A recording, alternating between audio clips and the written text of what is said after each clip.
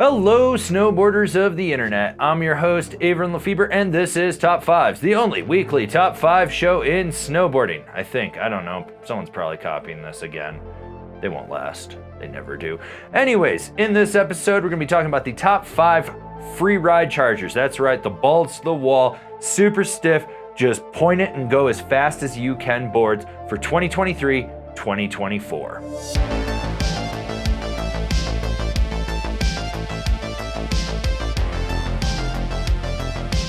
Number 5, the K2 Alchemist. While not the stiffest board on this list, it is still an aggressive board. It's got that space glass in there that really does change the dampening and the reactivity of this board. The camber dominance of this board will also give you some serious pop and drive. It's a deck you can lay a trench with when you're on a groomer, but when you get into fresh snow, you've got that power off the tail to blast through everything. And then with that carbon layup that they've got in there with that space glass, it does a great job of dampening heavier snow, so it allows you to push through it and just keep on charging. Number 4, the Jones Ultra Flagship. No surprise that a Jones would land on this list. I mean, that's what this company is known for. So with the Ultra Flagship, what you get is those impact plates right underfoot. They provide more ample dampening. That cam rocker profile really does work to elevate the nose and help sink the tail with that taper so that you get a little bit better pow flow. You do have a serrated edge too, so when you're on a groomer, you can lay a trench with it. This isn't the most demanding board on this list by any stretch of the imagination. It's just a really solid board you can put just about anyone on.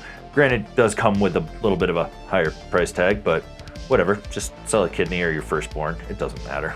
Number 3, the Capita Black Snowboard of Death. Now, I know a lot of people were probably expecting the Megadeath to actually make this list. The Megadeath isn't as damp of a ride as the Black Snowboard of Death, and that's what I like about the B-side.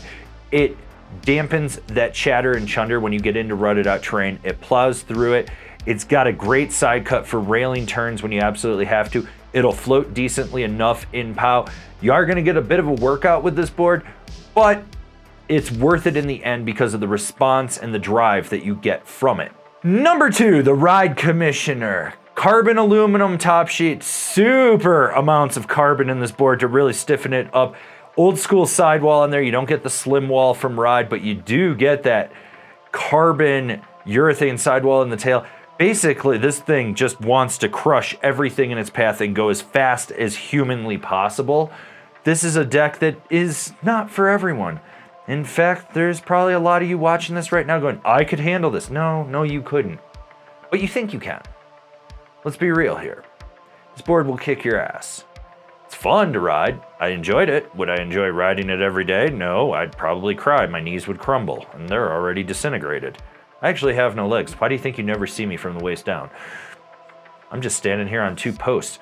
But that doesn't matter. What's really going on with this board is how aggressive it truthfully is. This is something that you do not get much flex from it. It plows through everything. And what chatter you get from that carbon aluminum top sheet, you barely feel underfoot. This thing is very damp, very reactive, very lively. Honorable mentions, all great options, but just barely didn't crack the top 5 of this list. The GNU Banked Country, the Amplid Pentaquark, the Karua Pencil Plus. Like I said, all great options, just barely didn't crack the top 5 of this list. And the number 1 free ride charger for 2023-2024 is the Nidecker Ultralight. I have been wanting to get on this board for a while, and I finally did, and whoa, woo! You gotta go fast on this thing. It lacks torsional flex, so it's all hard drive, throwing your hip out into the nose to get it to turn. You're cranking your knee into that camber section to just really rail it. It is a very, very aggressive board. It does a great job of absorbing chatter, especially when you get into lumpy runouts from a big drop, or even if you're just shooting out of a spring-baked bowl, you don't have to worry about it. This thing is probably one of the best freeride boards I've ever ridden in my life. And I've ridden a lot of boards.